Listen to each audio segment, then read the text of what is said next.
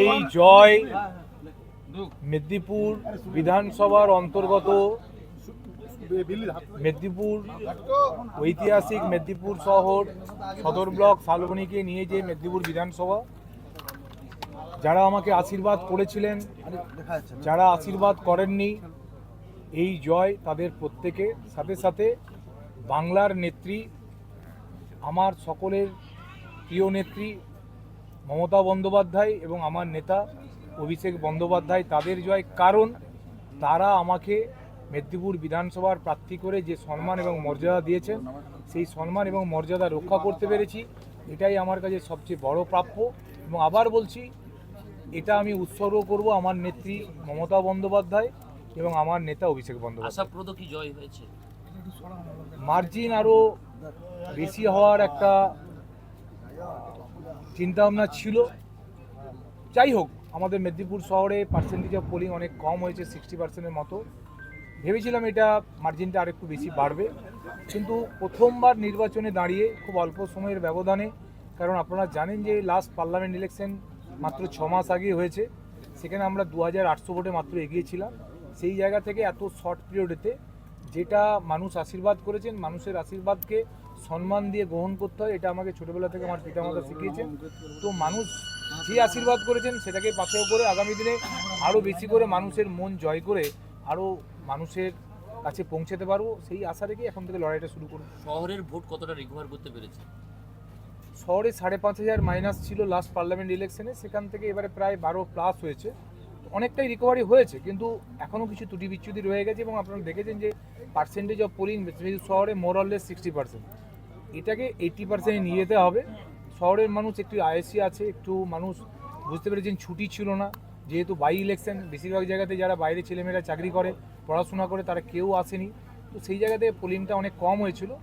যখন general election হবে, আশা করব মেদিনীপুর শহর থেকে 25-30 লিড শুধু মেদিনীপুর শহর থেকে হতে পারবে নেক্সট ইলেকশনে, এটুকু বলতে পারি। 26-এর ইলেকশনে কি এটা কোনো পথ দেখাবে মেদিনীপুরকে? আমি এখন থেকে যেখানে যেখানে কাজ করতে গিয়ে মনে হয়েছে যে মানুষের তো বিভিন্ন, কারণ আমি আপনারা দেখেছেন যে এই শর্ট পিরিয়ডে 304টে বুথেতেই যাওয়ার চেষ্টা করেছি। যাওয়ার পথে অনেক মানুষের বিভিন্ন সমস্যা বা ছোটোখাটো যে বিষয়গুলো আছে সেগুলো শুনেছি, এবং সেইগুলো যদি মিটিয়ে ফেলতে পারি, আমি নিশ্চিতভাবে বলতে পারি যে 2026-এ যেই মেদিনীপুর বিধানসভার প্রার্থী হোক না কেন 50,000 ব্যবধানে জিততে পারে, এটুকু আমি বলতে পারি। কিন্তু আপনারা যদি মেদিনীপুরের ট্রেন্ড দেখেন, 2011 সালে এখানে আমাদের মৃগেন্দা জিতেছিলেন 32,000 ভোটে, 29,000 ভোটে। 2016 সালে 32,000 ভোটে। 2021 সালে আমাদের এখানে জেতানো আমাদের ক্যান্ডিডেট হয়েছিলেন, উনি 24,000 ভোটে জিতেছিলেন। এবারে সেটা 33,000 হয়েছে। তো 26 সালে আমি এটুকু বলতে পারি, যেখানে যেখানে আমাদের কারেকশন করার দরকার আছে সেটুকু কারেকশন করতে পারলে 26 সালে এটা আমরা 50-এ নিয়ে যেতে পারবো, এটুকু বলতে পারি। কারণ বাংলাতে আজকের রায় প্রমাণ করছে যে মমতা বন্দ্যোপাধ্যায়ের বিকল্প আগামী 50 বছর বাংলায় কেউ নেই। মেদিনীপুর বিধানসভায় প্রথম কাজ কি হবে? আপনারা দেখেছেন যে আমার একটা অঙ্গীকারপত্র দিয়েছি। তো অনেকগুলোই বিষয় আছে, ছোটোখাটো বিষয়, কারণ এমনিতেই আমাদের নেত্রী যেভাবে ইনফ্রাস্ট্রাকচার ডেভেলপমেন্ট করেছে, নতুন করে সেখানে আমার অঙ্গীকারপত্রে কিছু নেই, কিছু কিছু বিষয়গুলো আছে। তার মধ্যে আমাদের 1 নম্বর, 2 নম্বর, 3 নম্বর, 4 নম্বর সদর ব্লকের 4টে অঞ্চলে একটু নদী ভাঙনের সমস্যা আছে, সেটা দেখবেন আমার অঙ্গীকারপত্রে আছে। মেদিনীপুরে সেকেন্ড স্টেডিয়ামের কথা বলা আছে। ডিম ইউনিভার্সিটি কার্যকরী করার একটা বিষয় আছে। সাথে সাথে মেদিনীপুরে একটা English medium sponsored high school করার একটা আমার অঙ্গীকারপত্রে দেওয়া আছে। তো এগুলো আশা করি দিদির মাধ্যম দিয়ে আমি করতে পারবো। আর একটু মেদিনীপুরে আমি নিজে থাকি বলে এটুকু আমি বুঝেছি, মেদিনীপুর শহরে একটু যানজট সমস্যা আছে, এটুকু সবাই মিলে এটুকু কাটিয়ে উঠতে পারবো, এটুকু আমি বলতে পারি। দেখুন, আমি তো হঠাৎ করে একদিন দেখলাম যে বিজেপির এক্স স্যান্ডেলে একদম ফার্স্ট পেজেতে আমার একটা ছবি দিয়ে একটু বিকৃত মুখ আমার লাগিয়ে বলা হয়েছে, সুজয়রা বলেছে যে আরজিকর কোনো ইস্যু নয়। আরজিকর নিয়ে আমাদের মুখ্যমন্ত্রী রাস্তায় নেমেছিলেন, আমাদের দল রাস্তায় নেমেছিলেন, আমরা রাস্তায় নেমেছিলাম, আমরাও বলেছিলাম উই ওয়ান্ট জাস্টিস। আমরাও বলেছিলাম যে এই ঘটনার সঙ্গে যুক্ত প্রত্যেকটি দোষী ব্যক্তির দৃষ্টান্তমূলক শাস্তি চাই।